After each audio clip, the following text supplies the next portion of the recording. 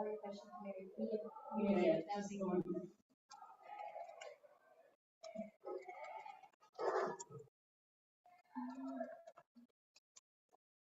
I didn't know y'all see the picture behind her. Yeah, Millie took it. That was such a great scene. So funny. Really nice instant features.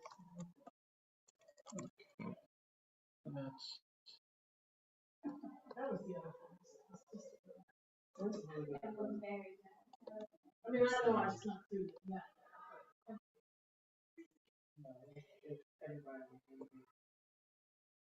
Oh, what's the great workshop we went to? Oh, what, this great workshop? Hey, everyone, there was a great workshop today by this person. Very hard to point correctly when you're in mirror image. Awesome, welcome everybody. Kristen will be here in a couple minutes, so I may step out to get her from the door, and there's pizza coming at 5:30, so I have to step out again. Try and speak up if you're speaking, just because it's a computer, it's not a great mic. And we're super excited that everybody's here for our April community meeting. We've got a lot of exciting stuff to talk through, and as always, these are very kind of input heavy. So if you have input, feel free to give input. Kristen's here. Talk amongst yourselves. We have to talk loud and they can hear us. Since I'm not in the camera, I can just be like the ghost of meetings past. All voiceover work will be done by Brian at the community. Oh, there I am. Oh, yeah. And model. Oh, yes, George Costanza, hand model.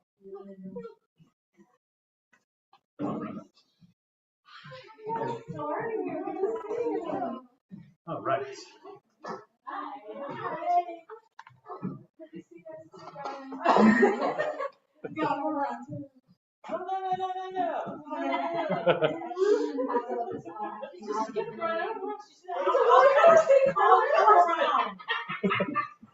This is quality YouTube content. This is always good YouTube content. We have. Oh, good. Are we live? We're live. Yeah. Millie and Velvet are on the Zoom, and now we can get started. Yeah, it was a billion degrees in here before we turned the air on. So, welcome to the community meeting, everyone.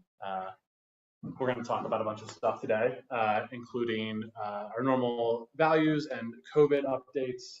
The values have updated with the COVID. The values have not updated. The COVID has updated, which is typical. We'll talk about what happened in Q1, talk about what's happening in Q2, and then how to get involved. And then, as always, we open it up for Q&A, discussion, etc. If you have input and you want to voice it from the Zoom, please do so. It might help to use the raise hand feature so we notice just because the screen share is on, or feel free to put it in the chat as well. And everyone, please speak up when you're speaking so that the folks online can hear you. And we'll get into it. As always, we like to kick off these by reminding everyone of the core values of Highwire Improv, which are transparency, safety, action, and community. And today's the community part. Kristen has a prominent fan, which Tashika is really trying to not laugh at. Well, Tashika provided it. Oh, that makes sense. See, if I turn my back for 1 second. You can't see it on the Zoom, but Tashika has a box of props under here. Just like a show. As always, we do our updates on COVID stuff. Baltimore City remains in low community zone status. It's been back and forth between low and medium for the last several months. It's the lowest it's been in a while, but it's still like way more than I like. And as always, we've got a document that's linked here that updates once a month with information about where things are at, and then our venue details always kind of list, you know, is it inside, is it outside, is it vax required, etc. That way people can decide what to do. One of the things that I want to talk about in the Q&A or the end part is like one of the things we really like to do a grant for at some point or try and work towards is building out like a mobile tech rig so we can stream or record more of our in-person shows. That's something we haven't been able to do. It's been on our list for a long time. It's expensive and complicated if we don't have our own space, but it doesn't mean it shouldn't be done.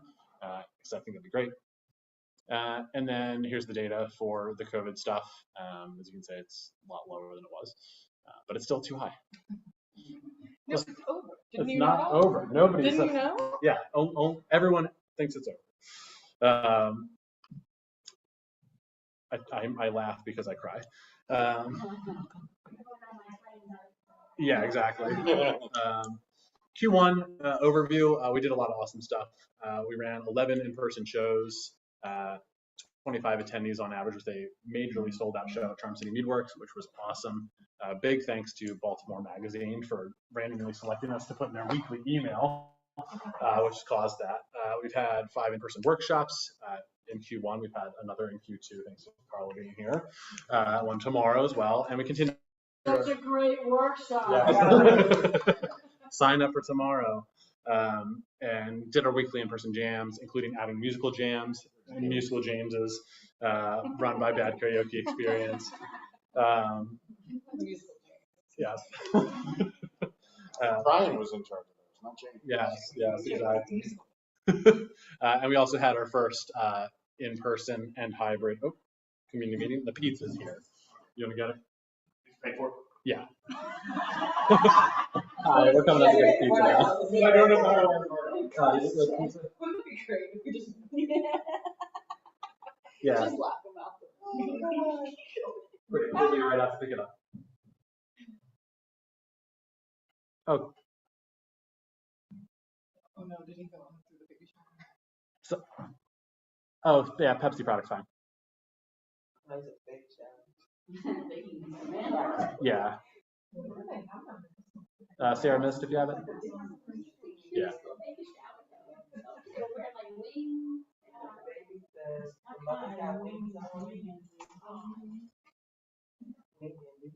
That's good. Not Dew. One moment, we're sorting out the pizza situation.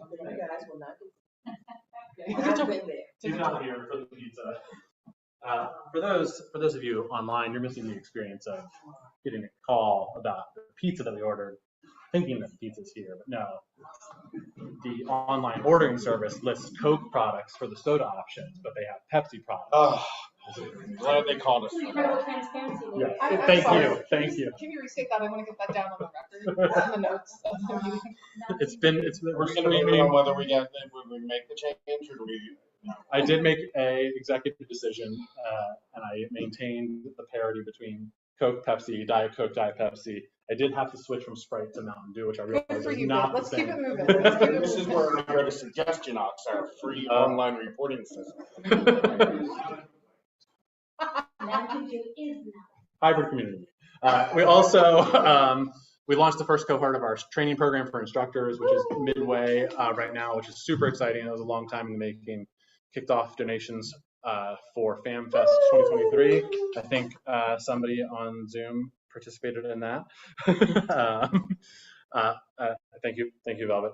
The notes show that soda flavor favoritism is still rampant. It's important. It's not newly rampant. It was previously and is still rampant. We'll talk about the whole 7-Up thing later. Yes. I don't want to get us off track. And we did 50 days worth of online shows as part of season 9 and 10, continued to apply to improv training for high school math students, and launched some new marketing things with Slack and Meetup, which we're super excited And on this Monday is the stream of the kids, or next Monday, or don't we know? I think they're going to split it into 2. Then the next 2 Two Mondays. Mondays, our applied improv students will stream their class show. Their showcases, which they asked to do because they have enjoyed it so much. Sometime we streamed one of their shows. And definitely you should check out because these kids are like, They're brilliant. oh yeah, I said it in one. Yeah, they're amazing and they're so smart and I was explaining it to an improviser up in Lancaster yesterday, and she's like, "Oh, I was a math major. That's a good thing to do." Yes, They need it. I was too.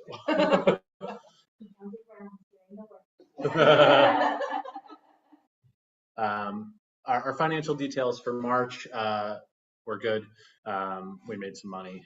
It's pretty typical breakdown of things these days.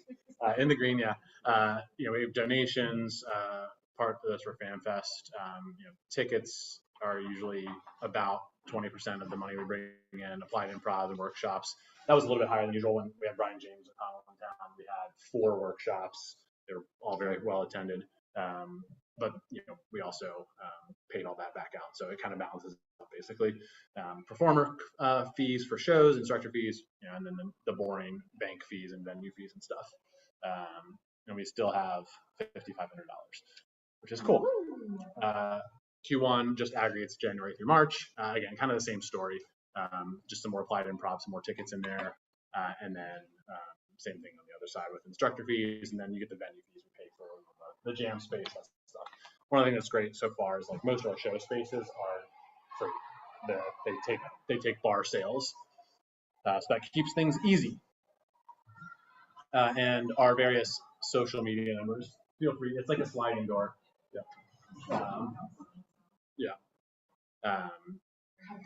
Yes, there's a baby shower downstairs in this space, so there's a lot happening in the Baltimore community.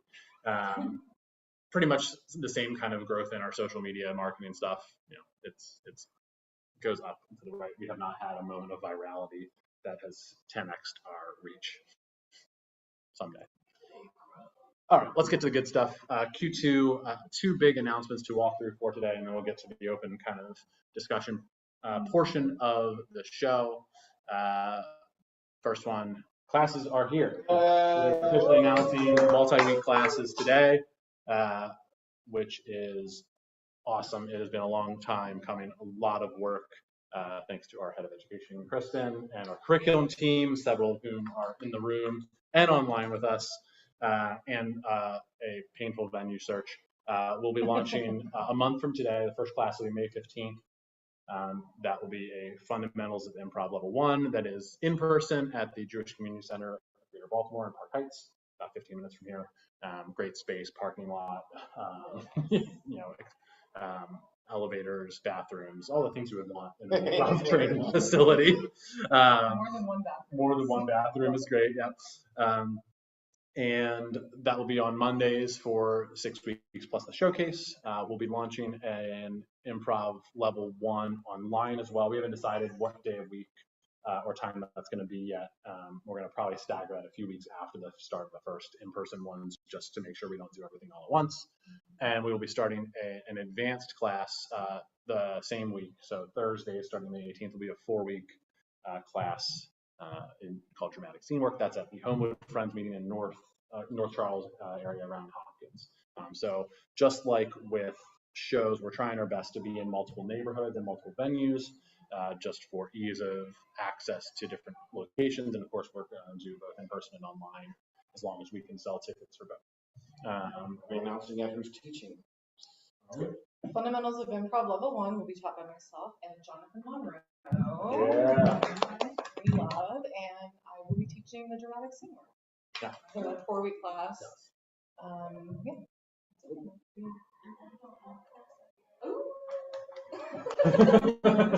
Yep.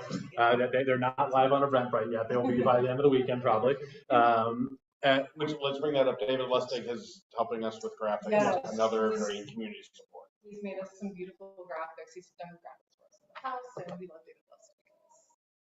He's a sweetheart. Talented guy. Mm-hmm. I'll say talented guy. Indeed. He's also fired. He's also fired. Talking a little bit about kind of our approach to classes and what it's taken to get here and what we're doing differently. And Kristen and Brian, jump in and add stuff. Anybody, please do. But again, we want to try and learn from different experiences we've all had and seen, especially across the pandemic, both in terms of in-person and online happening at the same time. We'll be, as Kristen just mentioned, we'll be using co-teachers for our fundamentals classes at least. We have been taking everybody who's going to be a teacher through the inclusion anti-oppression training that we purchased from Stephen Davidson and Monica Gaga out of Impromiscuous in the UK, which has been excellent, along with the training in the actual curriculum, which is going to be done over the next few weeks. hosting classes all over the Baltimore area. We'll have, as with all of our workshops, no application scholarships for all of our classes, which we're excited about. And we will be open sourcing the curriculum and allowing for feedback from folks on that. So part of that is about, no surprises for students, right? They want to know what's going to happen next week. There's no reason you can't know, but also we want to share the knowledge we've gotten, because a lot of what we've done has come from what we've learned from other people.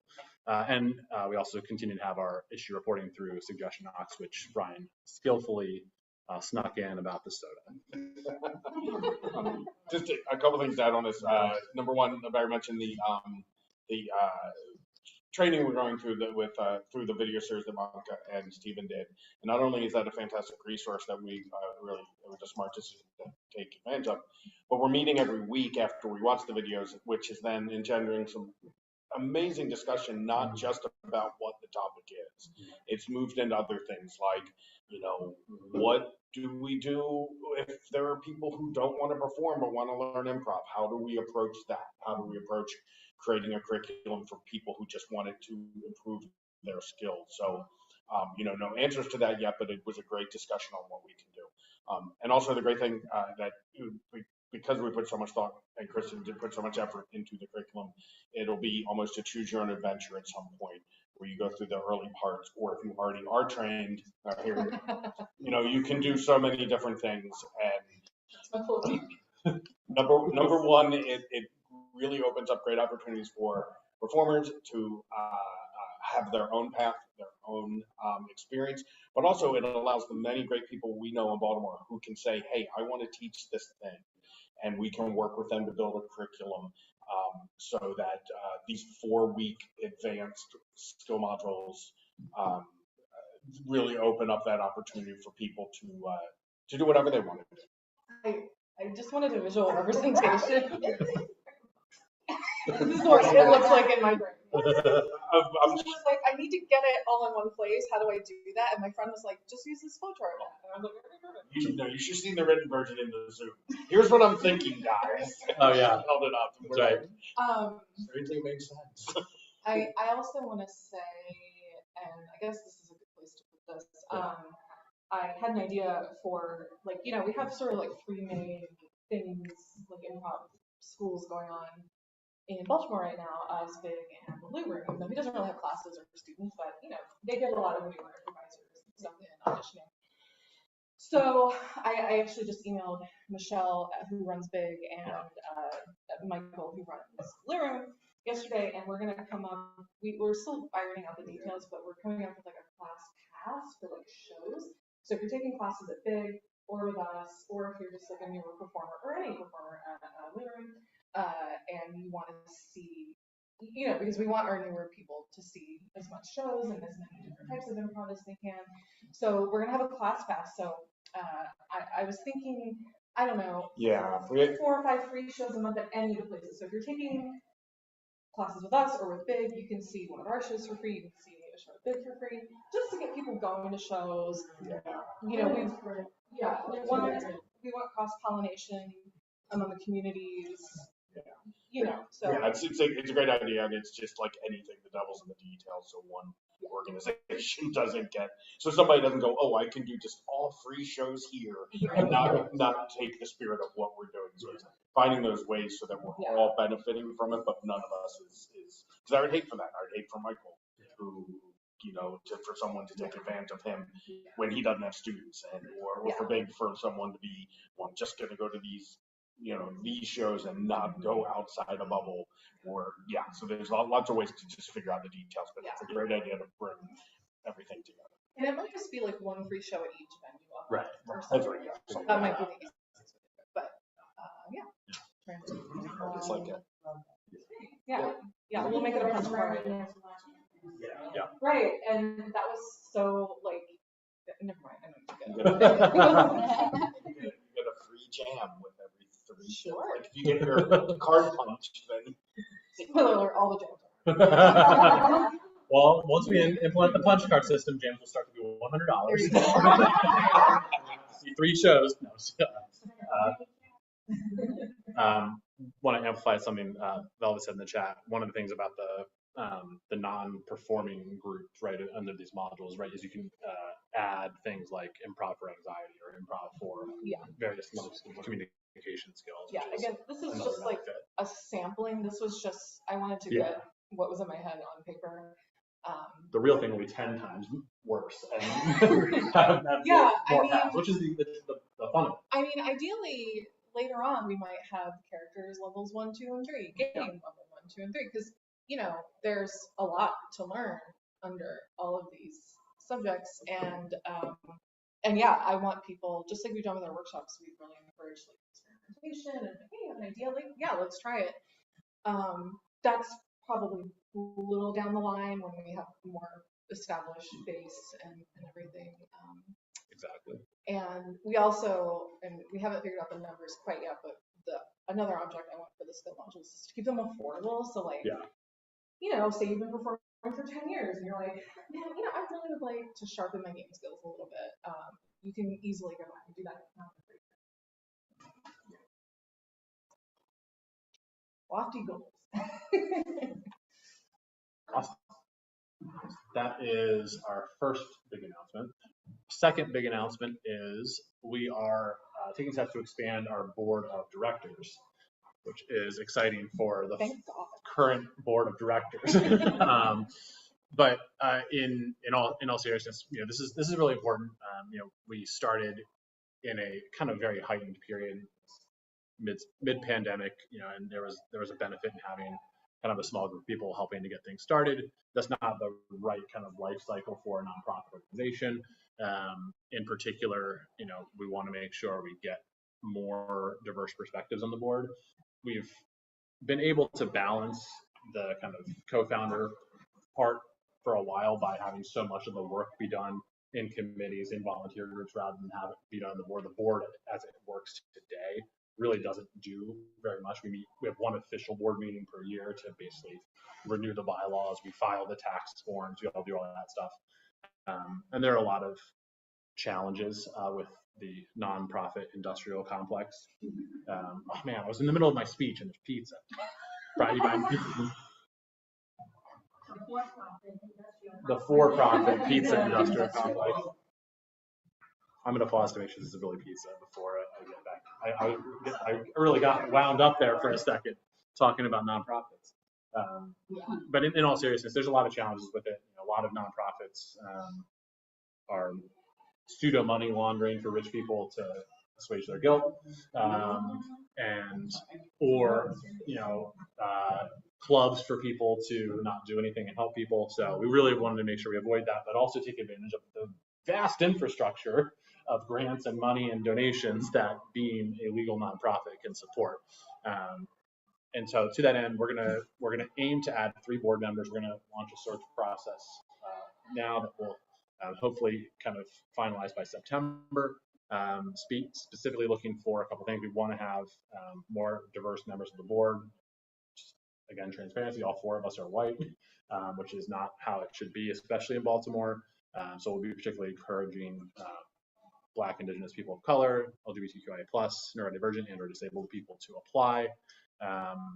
Experience within the Baltimore art scene outside of improv is something we'd love to have represented on the board.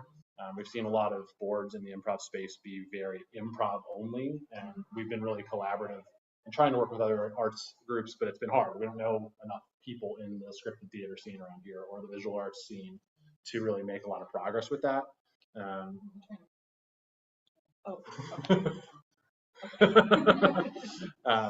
Experience within non-Baltimore improv communities is also something we want. We expect the board to remain mostly virtual, and so having the perspective of somebody who's not in Baltimore but is involved in improv is something we're very open to. It's not a requirement, but again, trying to make sure we keep those perspectives wide.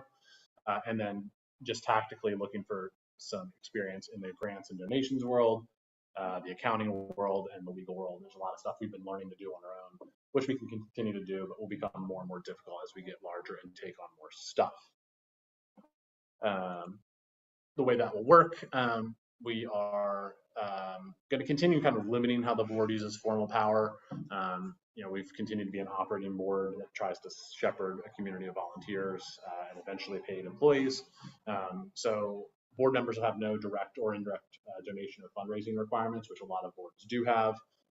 Part of that is it's just not the spirit of our board. Part of it is an access thing. A lot of boards, you have to have $10,000.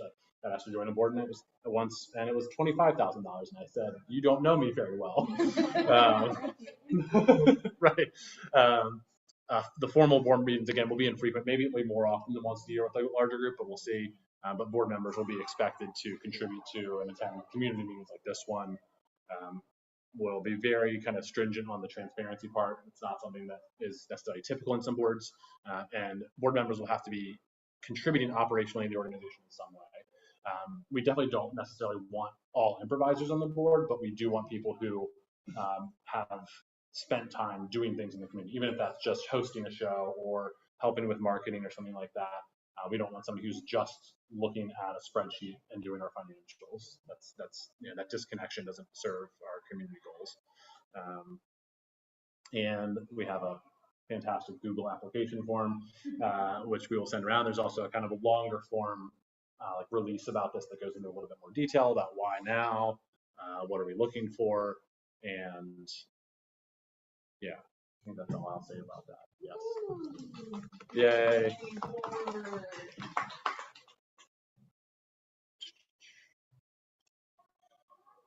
You get involved. Most of the people here are very involved already, and I appreciate that. But if you want to get involved, we're continuing to, or if you know somebody else who wants to get more involved, I wonder if Brian is stuck.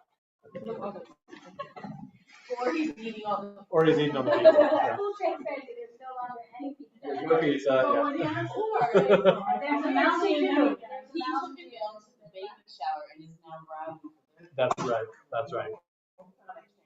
Yeah. I'm gonna take a breath and pause while we resolve the pizza situation.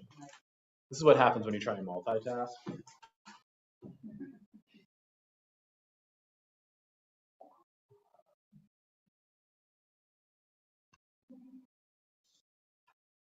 This is even better YouTube content.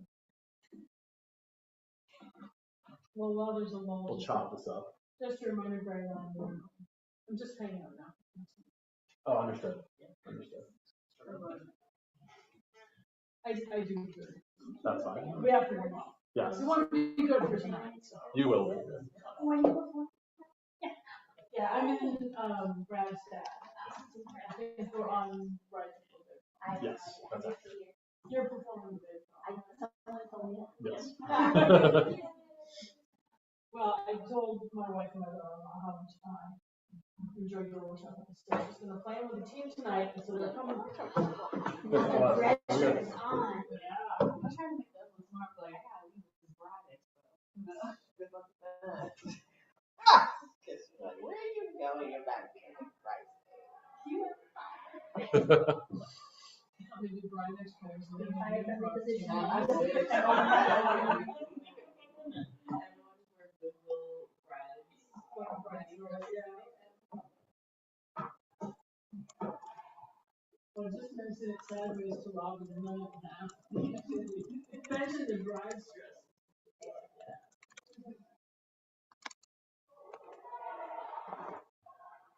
This happened last time too. No, You and Blue were on. there was a thing.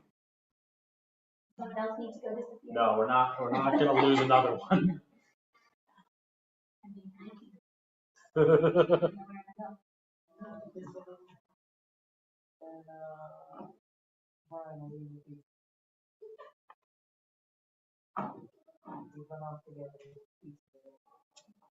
That's all right. I'm used All to you needed was some crust and cheese. it. I'm also interested like what could be happening. If not, right? Yeah. Let's get. Now this is transparency. You might have the delivery guy as a candidate for a board position. Oh, that must be it. He's already joined us. Oh, good. Yeah, The that's signing him up. Velvet has pizza. So. Velvet got the pizza.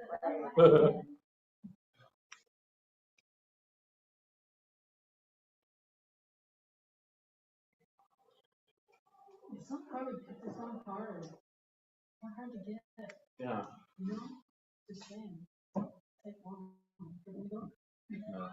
Everyone really wants to go look now, right?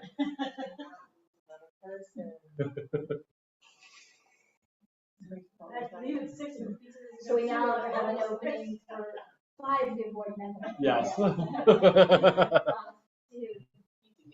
Yeah.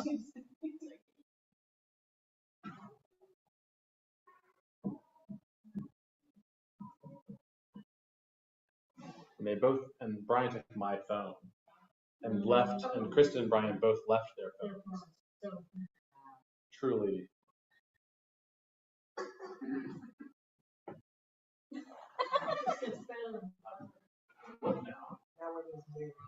Bye, Barry. Well, no one's here to put on the meeting, so let's, Choose wrong gladly. I spy with my little eye. That's for her. gosh, I don't like the most. From like looking at the picture that I do, I feel like I should be having like someone making some hibachi rice. It's just the way it looks on the picture. Not like some hibachi rice. This sounds good. I want to try one of the hot pot places. I've never done hot pot.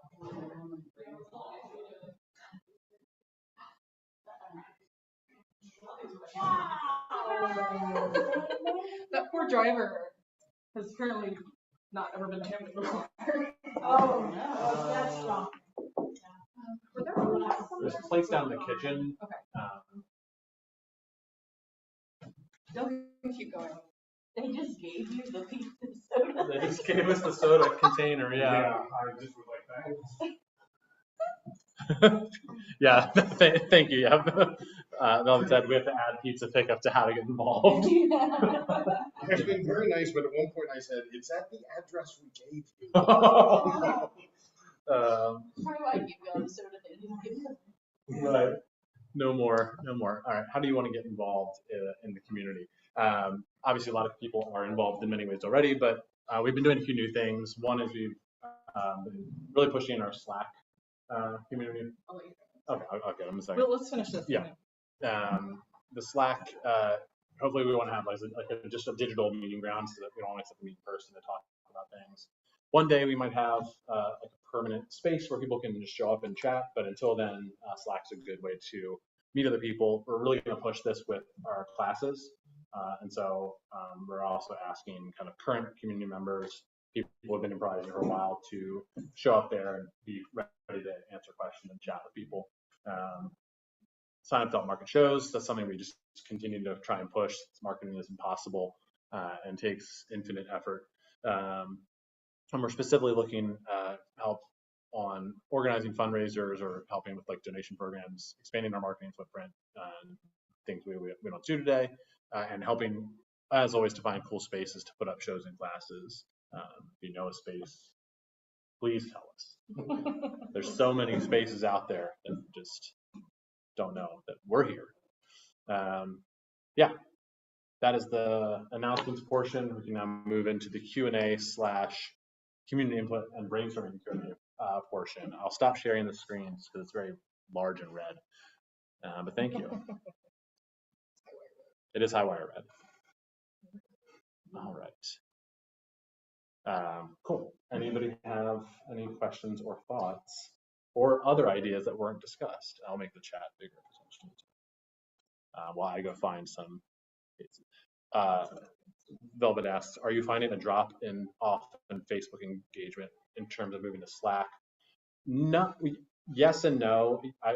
Facebook events I find are not reaching as many people in the feed as they previously were, but we never had a lot of community discussion in Facebook. Facebook was primarily for us a bullhorn to tell people things were happening. And so Slack is more about trying to create a place where people can just talk. A lot of other groups, I think, have private Facebook groups where some of that discussion happens. We have not done that. We've talked about it, but also a lot of people aren't using Facebook. Yeah, we have several people that don't. Especially if they're at work.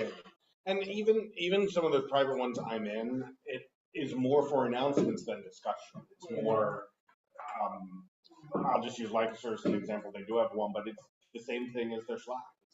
9 times out of 10, they just put the discussion or the announcement in both places because I know people might use one or the other. So, yeah, I'm like in a couple of like the hideouts. And again, we have auditions or this class is, we need 2 people to fill this class, stuff like that. So it isn't, it's more organizational top down than like a chat Yeah, relationship. Facebook and Instagram have both been okay. We started using Meetup recently.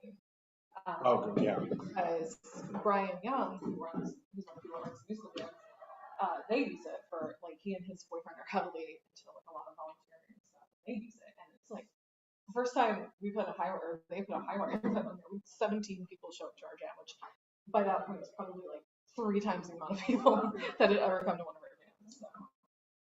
And we had at least one person at the show last week at Meadworks who that's how she had found us on Meetup on Thursday or Friday and came to the Saturday show. So she was like, you know, it was her ex had custody that weekend and she was looking for something to do. And so she, yeah, so yeah, going to Meetup has been good. And it's slow like any new thing you're doing, but it definitely has shown benefits for people. Topher puts in the YouTube chat that he just popped in. Love hearing all the updates. No questions. We're all just neat. Oh, you're neat. I think everyone in the Zoom and in this meeting. But no, just to circle back a little bit about it, it is, and I think you probably know this from your work, Facebook throttles groups. Unless you're spending advertising money, you're not going to get much bang for the buck out of that. So. And even the algorithms have really changed with paid, and you're not seeing the same return on investment that you used to see. Yeah. We have tested with stuff like boosting our Eventbrite events, great number of impressions, and not getting the sales. So, you know, I think it's typical of all of them. Yeah. It's just really hard. Yeah. Once you figure out one medium, everyone moves to a different place. TikTok is something, we've made like one TikTok. I think that's something that, I mean, it does like I think that's something that could be really. Yeah. Even like Instagram Reels, like I feel like that's been like more pushed than even like Instagram posts. Like, yeah. It's like creating Reels for using like the hashtag. And I think for me, that's one of those things. I'll be at a show, I'll take a video, I'll say this will be good for one of those things. I just don't have the time. You just don't think about it. Out of context improv is really hard. It's hard to like, unless it's like really hidden. Right. It's like, okay. It is, but if you get the right thing, the way shorts are, or shorts or reels or TikToks, you get the right thing that people just, as soon as it starts spreading, it spreads. And you never know what the right thing is. So you might think it's stupid and silly, or it's not going to make sense to others, and then it still may make. Right.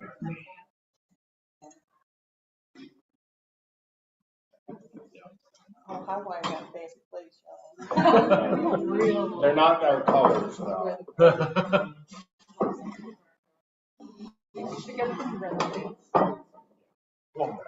Yeah. I don't know if you heard Barry Topher's in the chat. He said we're all neat. He's in the YouTube chat. I told him he's. Oh, nice.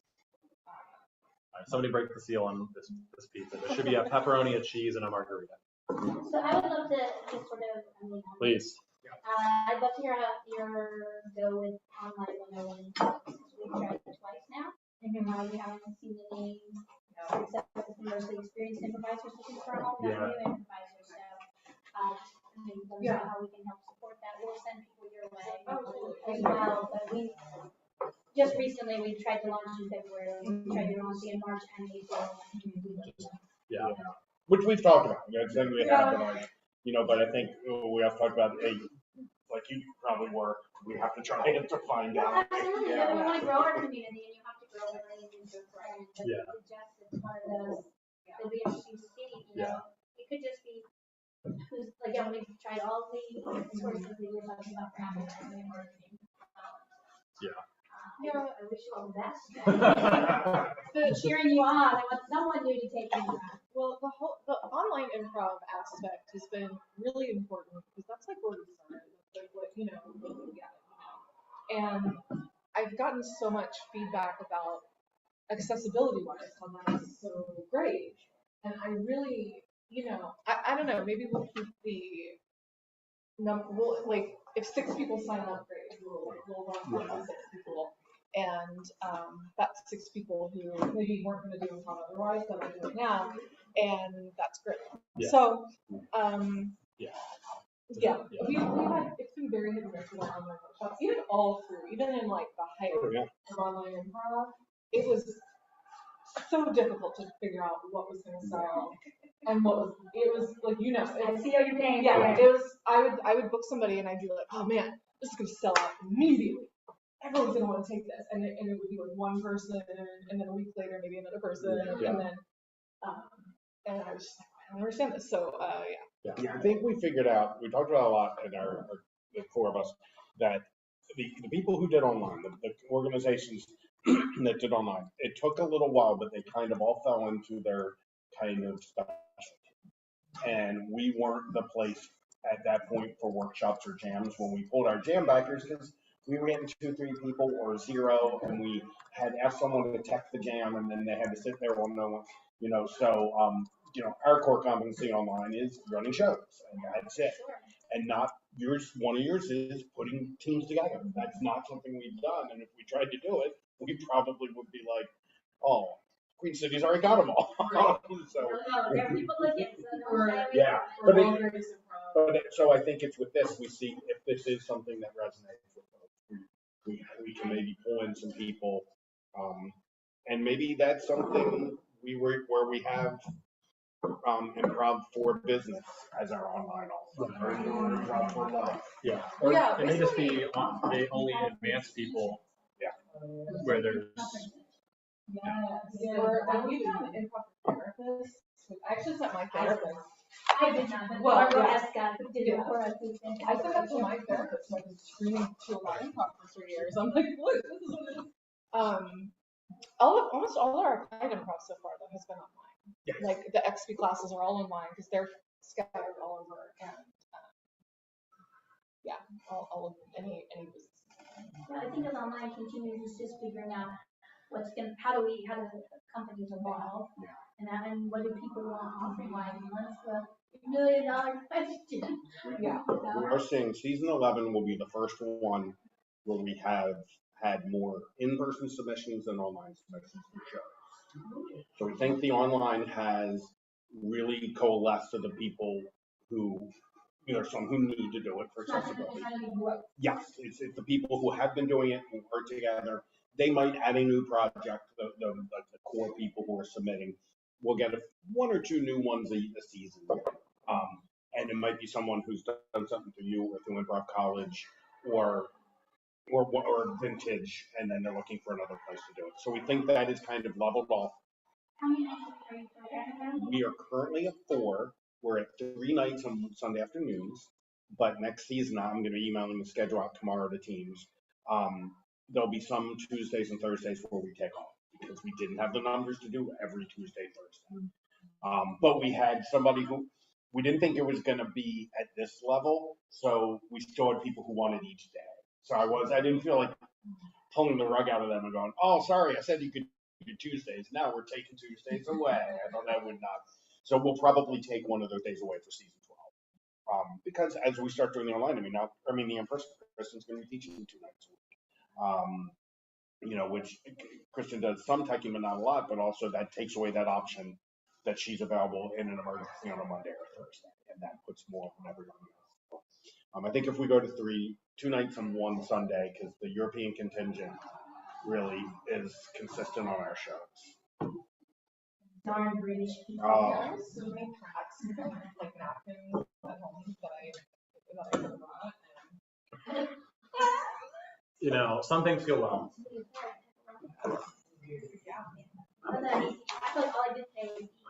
I have lunch.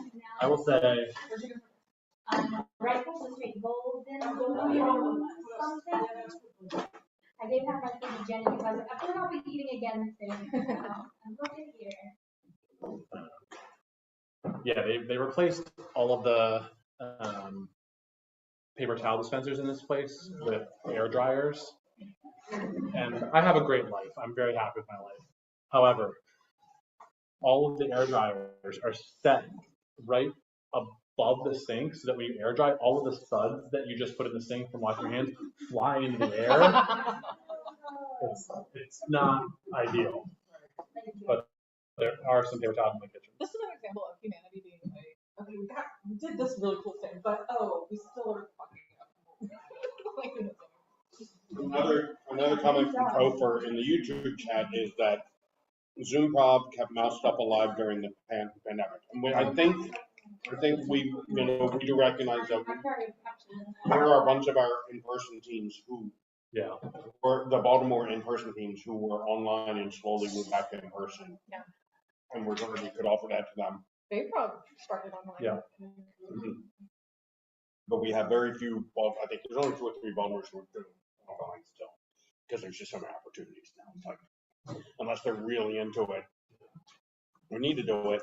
There's, gosh, now with the stuff Milk is doing, there's 4 or 5 places to do improv now. Yeah. And it's just, you don't need to do it all. Are we doing currently on Zoom? Dramatically. I can always edit parts of this out if I need to. I would like you to just, if you'll zoom in on me. Actually, a good TikTok. A little ASMR. I was just going to say, this, when someone does the history of Highwire 50 years and pulls these recordings down, and they're like, they talked about paper towels for 5 minutes. What are paper towels? Yeah. Paper. What are they? Any non-paper towel or pizza related Well, thoughts you that people have Pride? Yeah, you mentioned earlier Misty had wanted to talk about Pride stuff. So yeah, every year so far. Sorry, no, every year so far we've done some Pride programming. Last year we were in the Baltimore Pride Parade, which is super cool. This year I fully plan. I was out of town last year for it, but we'll be here I believe this year. So fully plan on Jess's handling getting us into the Pride Parade again. Yay, Jess! I think Jess is gonna run at least one queer jam of some kind, and we are gonna, we always have some programming, so we're gonna lock all that down soon. And yeah, so Misty had the idea to get us in like the Pride guide. Oh, right. For Pride Week, and so Jess is also that because you know somebody who organizes it, so Jess has been coordinating all that for us. Awesome. And yeah, so I think that'll be cool. It's the end of June, right? What is Pride? It's usually the end of June, right? It's like the third The or fourth week is the 24th June. Yeah, it's 24th for the parade. And they'll have stuff like that whole week. Of course, it's for LGBTQIA plus and allies.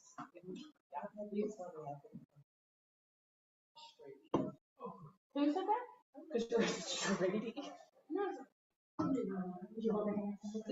So I have talked about that, and anyone who's here, I would love to get your input. I have talked about this with other queer improvisers in the past. And the idea was there should be like a space that's just for LGBTQIA plus to, just be together in fellowship and get to perform and like make it a safe space. And I love that. But I could see like, we do have a lot of really wonderful allies in the community. So, what if the queers in the room, right? I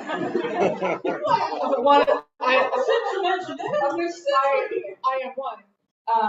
What are we thoughts or in the chat? Persons wanted like a space in which was just LGBTQI, and maybe we can offer like one that's specifically just the community.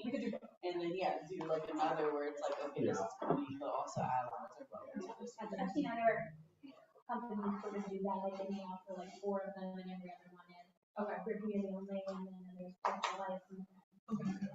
The concern last year was, as we were just starting our jams, we didn't know people who were coming to our jams at all, which will always be the situation. But since it was all brand new, I think that was part of it. We didn't want to. And then, yeah, we wanted to create that safe space, but also we didn't want some random person to see it, sign up, and then call us. Yeah, because we were doing. So I think doing one-on-one is good. We were doing that jamming against patriarchy for a long time online, and we had somebody show up who presented, to us. They looked like a male, and we didn't know what to do. And Genevieve was running it at that time, and she was kind of like, well, I'm not going to say anything they want to say, because you don't know until somebody tells you what their pronouns are. Or just because they present one way, doesn't mean they Exactly. So we were like, this is a super sensitive, or it might be somebody who's questioning, or it might be someone who, I don't know. He's transitioning. Is Or transitioning, looking for a space that's not safe. yeah, or doesn't want to be out to like their community, their friends and family yet, and wants like a third space. So it's super complicated, but I think the solution might be just help. I think I would also like to see it as a long game where you have that now. I think when these kinds of requests come in, not just improv, but lots of different collaborative art forms, it's because someone's been hurt, right? And they're scared and they need that safe space. But I think, and I think that if you can run an LGBTQIA ally space and earn a reputation that that is good space, that is, in my own view, only my own view, I'm only talking about me right now, I think it's better. Because I think it moves the world to the place we want to be, where we can all be safe with each other, and so I empathize with the desire for that space in the near term, but I think the long-term goal should be that we don't need it. So we were talking about how there's something about a community when they're in their own space without anyone else, right? Whether it be an all female, or queer, all black community. It's just a different community. It's just a different vibe, and whether that's a team environment or a jam environment, I think it's really an interesting experience for people who don't get to experience that. So I think there's validity. I would guess let's get there. And I think just this discussion here is very similar to a lot of the stuff we've had in the teacher training, where it's like we're probably going to mess up, maybe not this, but little thing, whether it's a little mistake or something like, ooh, but we have to have these conversations first and have these goals and these plans and this openness, and to figure out, number one, how not to screw up, but to be prepared to deal with it if something happens. And the fact that you are having this conversation. Yeah. So that if someone people that are having the conversation, they're not aware. Right. That spaces are needed. But if someone questions how we're doing it, we can talk to, okay, we didn't take this lightly. We understand this isn't what you expected, but here's why we got to this. And how can you help us get to a better point? And you have the suggestions, right? So there's also a way for people to register if there's difficulty. And I think making sure in all of the workshops and in all of the jams that is the way to let people know if something is happening that's made you uncomfortable, that you haven't felt able to do it in that moment, right? So that in whatever preamble we have, that's part of it. Yes. And Jared, just like you were saying, this is just for me. Improv Utopia, Camp Improv Utopia is doing some online panels tomorrow about setting up indie festivals. The first one was about inclusivity and diversity. They've done their diversity. And one of the presenters was in my academic camp, and he was doing it on autism and neurodiversity. Great presentation, unbelievably argy. And he kept saying, if you know one person with autism, you know one person with autism. Like, this is my experience, both as a neurodiverse person and as a performer and as an educator. And I'm telling you what I know, but there may be more stuff. Or you may not need all this stuff. You may buy some of these things for light sensitivity or earplugs, and you may not need them, but you have them there. And you've thought about it. I think that's this idea of a depth, a demonstrable depth of care, you know. I think that that's part of what gets people to say, we need to, maybe I still love that queer-only space, but I maybe can love this space more. I mean, for me personally, maybe because I'm old, and I've been queer for so long.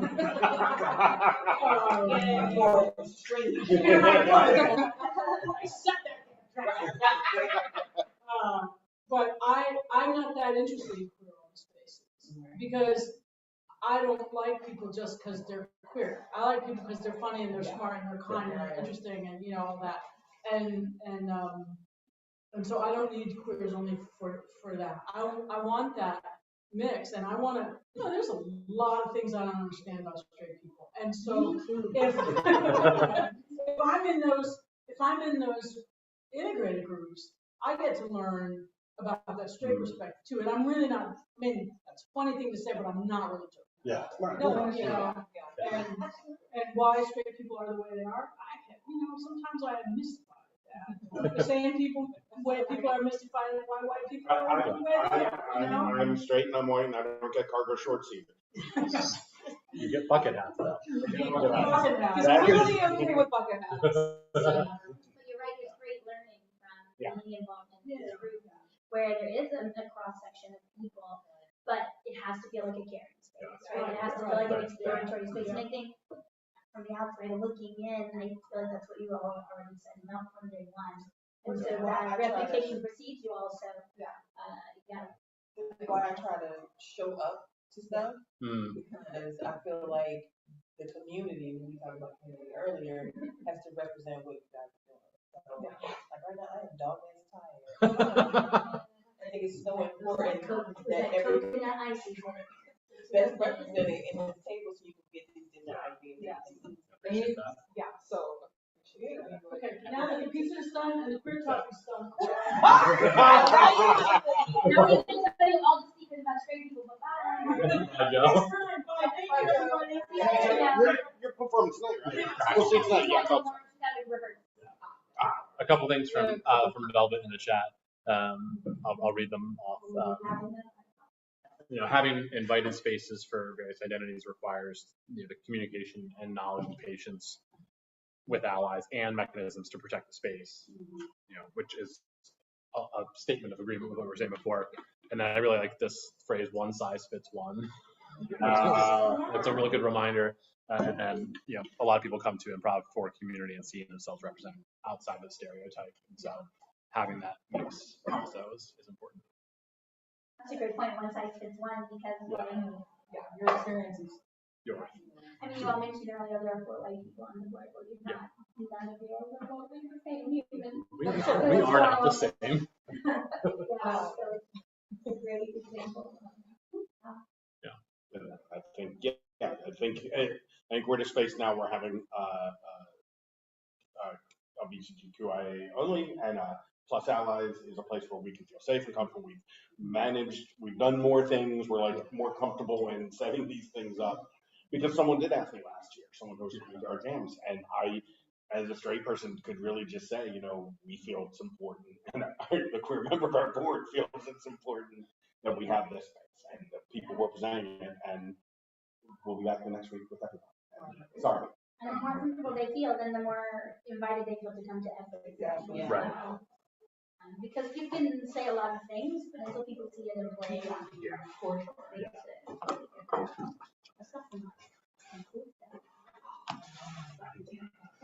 That's why they need the little. That's why they The need table. the table. Table. More pizza talk. More pizza talk. Not anymore. I feel like I've seen them in New York. I always see them in New York, everyone. We have pizza from somewhere recently. We were in New York State. That's where I was. We were in New York State. Like the New Yorkers ordered down to take away their. Yeah. I think one place on my town still.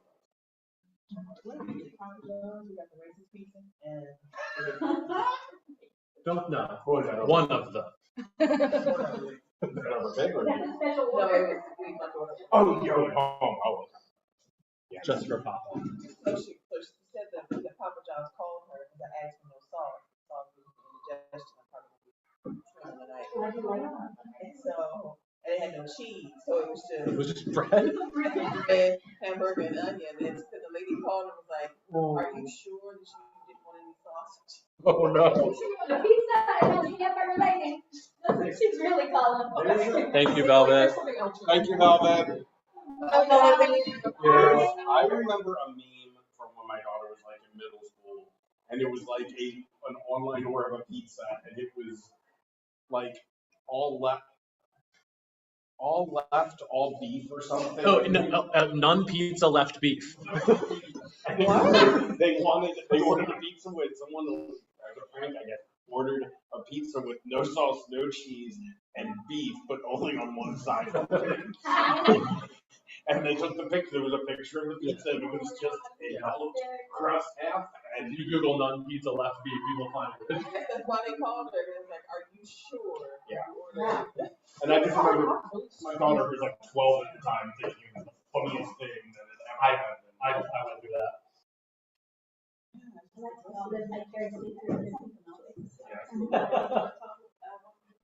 So I did a breakfast too. I was like stoking everyone with food. I was waiting until You're never gonna. The pizza conversation will never end. You just have to get in there when you can. We will never talk. Speaking of pizza. Bye, Millie. Bye, Millie. She still listens to the show later. Online. No, that's a good call. Well, Let's go ahead and I'll record. keep streaming. Yeah. I would like to ask one more question. Can you tell me a little bit more about suggestion? I'm unfamiliar. Oh yes. How does it work? Oh, What do you got. do? Oh, it's great. Suggestionox it's an anonymous reporting service, which has a lot of fancy features like you need to route something to different people. You can set up all those different things, and it's just a link you can put everywhere, and it links to a free website that people can go report things to. The important part is it was founded by somebody who was originally in the improv scene, and he offers it for free to improv theaters. And what's the premise of that? Fantastic. Yeah. That's fantastic. We know Lancaster's using it. They saw we did and looked into it. I've never seen it before. Yeah. I thought you were joking around when you said you're new. No, it's a real thing. Yeah. I'm I'm gonna There's mess a it board up. member on one of my teams I meant to ask her last night, like how it's going, knowing we're having this meeting, and I just totally forgot. Yeah, I can't get a lot of feedback on it because we've had no reports. So we implemented it, but like we always have one for our festival. We were monitoring and Yeah. I was like, Did we get any? no, you didn't. But we use Suggestionox for that. Yeah. Oh, great. Awesome. I'm gonna send you the link right now. And Thank you. What does Improv use? Do they use Oxford? No, they had another one. I can't remember what it was called. It was a different service. But I remember talking with talk with Nick about it. Nick about it because we were looking originally at a different service that was paid, and he had a bad experience with them. So Like we were just getting ready to, I think, we were gonna buy it. Yeah. and That's the luckily, good thing about sharing, right? Like what's working and what's Exactly. not. like, didn't he reach out to you to say Yeah. that conversation we had is now null and void Yeah. because of what happened? Yeah. Yeah, and Nick's a great Yeah. resource. So he's been around doing a lot of stuff for a long time, and they take their diversity and Yeah. inclusion and stuff very seriously. Yeah, these panels they were doing are good. Yeah. It's always been everything's always happening when I have something scheduled, but I want to go back and. Register for them and you'll get Get a a link. Okay. So the first one had two neurodiverse supervisors. One of them, David Richmond was one of them. With a very different perspective from Archer, because David was just from the performer perspective. Archer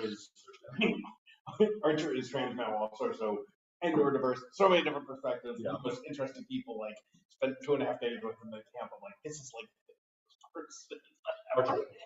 Barely watched it. I don't know why. We never. well, because he was in a cabin when we had the sharing time or whatever that first night. But anyway, he approached it from running with you, from how you should set things. Yeah. Well, David came from the performer's perspective, which was another good angle. And then Ann Crimmins, who's up in where Crim talked about the senior. I love everyone knows Chris. Crim was- I met her in Ireland. Oh, you did? And she lives in the town. It's one town over from where I went to high school. So what a small world that she like built this up. Yeah, she was our camp. Yeah, she was our. And she brought two different. She brought the senior perspective, and there was, I forget what her neurodiversity, I forget what it is, but it was something very specific about not maintaining listening. I forget what it was, but she was just talking about you have to think of this. Not everybody processes information the same way, and she was talking more of the silent neurodiversity issues, like the hidden ones that you don't see, but you got to make sure everybody's taken care of. Absolutely. Even today we were talking about this workshop, and you have contact, and you can say things out there, like this is such in a way that feels okay. And if it doesn't, please let me know. And I announced it at the beginning, just so people have the ability. And even when you said David, there was another David. So I thought you were referring to that way. People might be touched on stage, right? So how do we take care of those people? Like we don't realize those things without conversation. Because nobody wants to. Yeah, I'm queen of boundaries. Before every jam, we have a whole script that we use. Any group I coach, we check in on boundaries. Any group we check on boundaries. And yeah, it's something that we're like working into the bedrock of the curriculum too. Like, we not only want you to feel like you can share this stuff, but like a lot of people come into improv spaces and they're like, I didn't even know that I could. You know what I mean? I didn't know that I could say no. Right, that I'm uncomfortable or say no or whatever. And it's really important for me that if, I don't care if I'm in a class or present for 20 years, like you have a right to feel safe. And then my other issue is like if you take the time to ask as an instructor or a facilitator, whatever word you want to use, you're responsible for that space. Yeah. And so you can't forget what people are saying as we play with that. And I didn't ask for boundaries today. I thought about that after the fact, but I think it's just because I feel like the space is so open and it's been working really well together. I don't like having a big conversation about it. Well, and then you have to follow through. And I had that recently where someone crossed the boundary and I, did you know as possible? Not make it a big deal. And then of course they were like, now we've made it even it's hard, but I think the best approach is direct. You don't have to couch it in a bunch of like, well, it's just like, okay, this happened, and here's how we're gonna go forward. Velvet does this great thing, which is the other reason I was going to mention it. They have a link. I don't know exactly what kind of link that you can go to prior to and list accommodations or boundaries. So because people don't always want to share them out loud. So on Zoom, you can send me a private message, right? Yeah. And in the workshop today, if I said, do you have any private boundaries, like what's going to be like? We talked about that. We talked about that for classes, like have almost an intake form for the first. So like, these are accommodations we take into consideration. Tell us which ones you may need, or list others you might. Yeah, like the light sensitivity to lighting. Yeah. Archer brought up fidgets. Just give people fidgets. Let them play with a fidget if that comes. There are boundaries that we don't even know are boundaries, right? Like one time I asked for boundaries and someone was like, "Oh, that's like about football today." Yeah. Sure, absolutely. I mean, I don't know that the crowd would ever start seeing about football anyway, but. Millie had a lot of nights during COVID with no school seats. Because she's a teacher, she was just like, I just can't today. So those boundaries are kind of those conflicts. Yeah. Boundaries and topic sensitivity. I don't know how you want to call them, but they're just things that just don't need. The other thing I've talked about is to deal with the people who are like, I have no boundaries. It's like, you walked in our space, you do. You have. So I was like, so when I teach or do something, let's walk you out. I say to them, that's fine, but you still have to respect. But it's the way they go about. Nothing beyond the code of conduct. If you don't feel there's anything to add, just say nothing beyond the code of conduct because you've already agreed. Yeah, no, absolutely. And I think it goes such a long way for that exploration in the space, right? Yeah.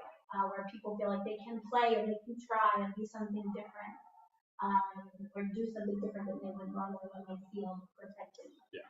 And I know I did not grow up in the improv community at all. There wasn't any of those questions or thoughts. Or, like when people start talking about boundaries, I was like, boundaries. Well, it was very, when Lancaster redid their code of conduct about 6 months ago, that was a very big part of it.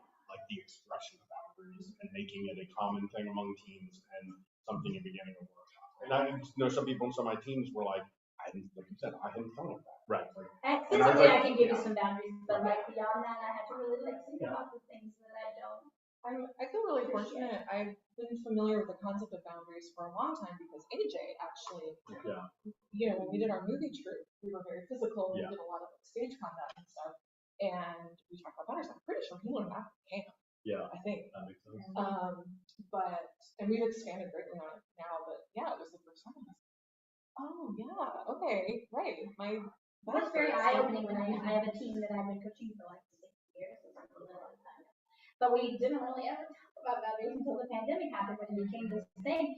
And after being together for a while and then having these conversations, like after they already been together for like several years, it's really interesting to then hear like, oh, there are a whole lot of boundaries that we have not been talking about or taking care of or even thinking to take care of. So it's quite a learning. someone who used to be on the, well, Board of Trustees for tonight, someone who used to be on with Kristen and I, when I first was using the word bitch, Kristen was very big on that.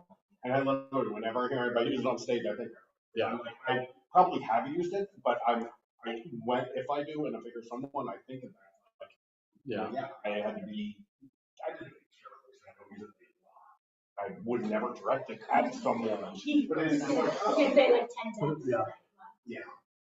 No, one of the most interesting ones I had was a woman who's a petite woman, maybe 5'1", who's like, I cannot have men coming up behind me. And I thought, ooh, that's like, oh, I didn't even think about like the physicality of that. So that was I love the idea of boundaries because it educates me on things that could potentially, I'm like, ooh, does that bother?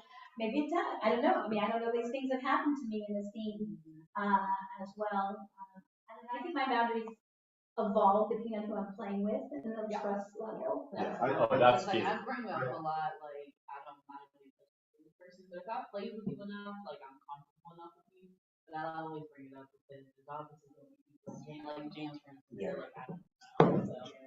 The class I taught recently, I talked a little bit about there's a difference in a class space versus a team space.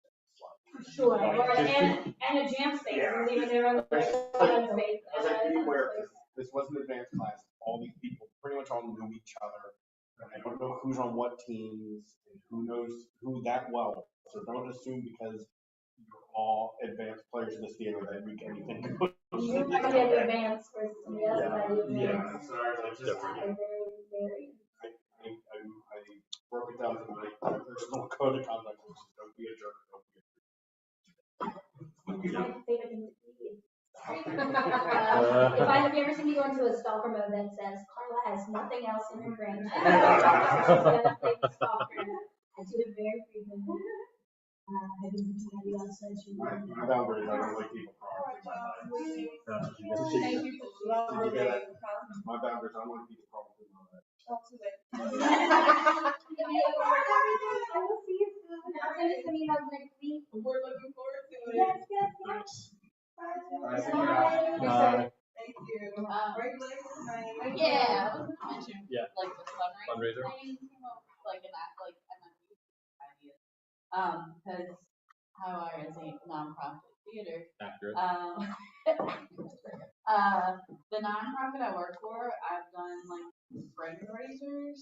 So we do them once a month, and like obviously it doesn't be a monthly thing, but there's a lot of like businesses that will do nights that host like we just did one in Guilford Hall, and like every beer that was sold, $1 went back to us, and like we've done them at other places where like 20% of like the funds for that night, and I was like just thinking about like those sort of things, even to like they let us use like a table to put all of our information, so even it gives access to people to like who maybe didn't even know that like Highwire was around or like improv was like happening or what is even improv.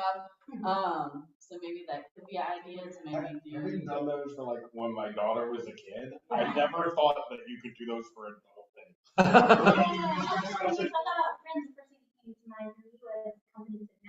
Right. Yeah. So if you donate $20, you're helping them donate $20. So like those kind of things. Yeah. those are a great way too, like as a friend's fundraiser Yeah. as well. The thing that we do is like, well, that I do, something like the marketing is like, we'll also support you. So we share like about your like business, Yeah. and then like we put them as like a shout out in our newsletter once a month. So like, I think like even that creates like opportunities because like has like a whole room upstairs. Maybe there's opportunity that they would like choose to fix them. Yeah. That was one, and then I do like the idea of like Highwire having like a group fundraiser.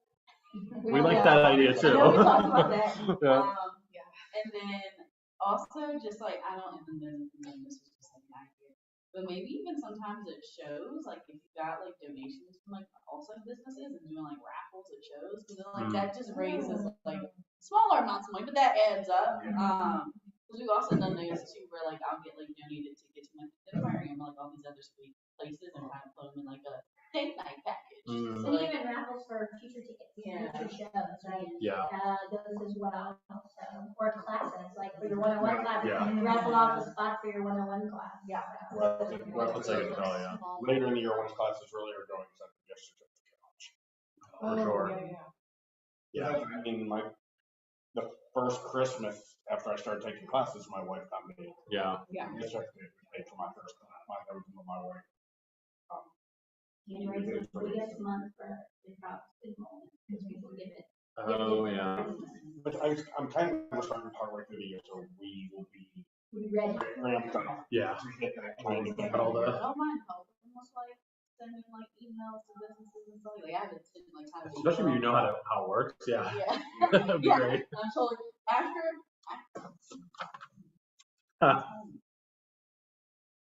after May 10th, I'm ready to go. This one classes are done. I was thinking, I forget what, I think it was about texting. Like, are you going to be free a little bit more on one night? Yeah. We're coming up on your class. That'd be great because I think we just want to keep trying new ideas. Like, every time we've done something new, it's helped like 4%. Like we did Meetup and like we got like 8 new people to show up at the jams. And every time you do something new, it's just like, it adds up. Like I think it was like 300, but then she was like, I'm just gonna add an additional 2. Oh, and like that would be cool if it was like a night where y'all already have a show Yeah. here too, or like that same week. Yeah. Oh my gosh, you know what's crazy? Let me stop. Is we're applying for their $1 million grant. I'm like working on it with my job right now. Whoa. That's amazing. Are you gonna get us that? I was thinking that. of Our friend, Katie.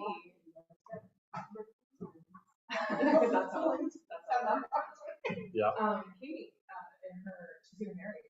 Our friend is getting married in 3 weeks, and they asked for donations for their wedding and little gifts. And one of the places they chose was.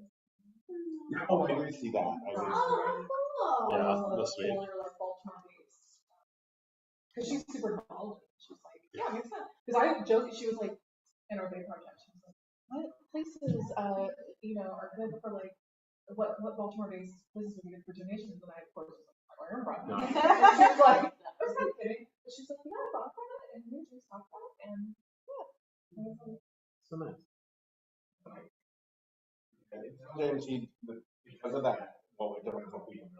If people donate, James doesn't have to buy like the one ticket. right. To the show. It's like that VIB program. Yes. Every show Katie's been in, he's bought a ticket. I think he's only come once. Because like he didn't come My last year. husband would pay not to come to my shows. A fair bit, I think. The last couple of times he has. I just Yeah. For the James made me this. No. Did you know that? He made like, well, he designed More YouTube content. Engagement ring too, but like I helped them move and I helped them move. I'm the friend that they call when they need to move furniture. They're like, who's our preternaturally strong friend? He picked this rock out, cut it, smooth it, and put it in the sink just for me. And rock as in real rock. Oh, With his own hand. I'm like, this is so nice. I love improv people just because there's so many unearthed things to learn about these creative souls that enjoy the same art form. Yeah. Also, side note, I thought Waverly Brewery Company was closed. A lot of people thought they were closing, and they were probably on. They were. Let's stop the stream and I'll tell the story. Oh, yeah. Bye. Bye.